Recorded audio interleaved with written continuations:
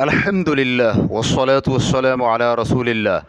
مصنوعی ریشم کا حکم۔ سوال کیا گیا ہے، مصنوعی ریشم سے بنا ہوا لباس زیب تن کرنے کا حکم کیا ہے؟ الجواب بعون اللہ سبحانہ وتعالی۔ احادیث میں مردوں کے لیے ریشم کی حرمت ثابت ہے، جن میں ابو داؤد کی حدیث بھی شامل ہے۔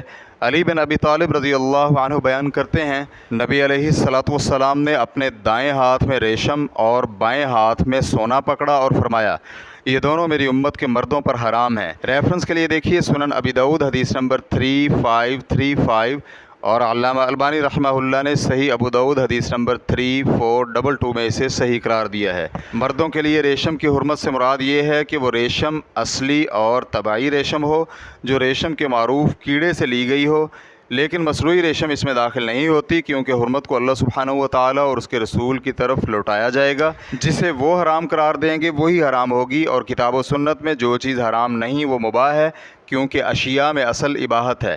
یہ کچھ کپڑے مصنوعی ریشم سے بنائے جاتے ہیں تاکہ بہت زیادہ نرم ہوں، جو عورتوں کے لباس سے مشابہ ہیں، اس لیے ان سے مردوں کو اجتناب کرنا ضروری ہے، کیونکہ مرد کے لیے سختی اور مردانگی مطلوب ہے، اور نرم اور ملائم اشیاء مردوں کے شایان شان اور لائق نہیں ہیں۔ ریفرنس کے لیے دیکھیے الشرح الممتع جلد نمبر 2 صفحہ نمبر 207، اور اسی طرح توضیح الاحکام جلد نمبر 2 صفحہ نمبر 447۔ واللہ تعالی اعلم۔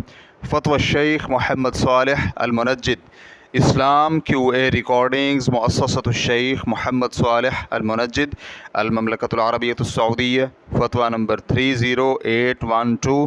والسلام علیکم ورحمۃ اللہ وبرکاتہ۔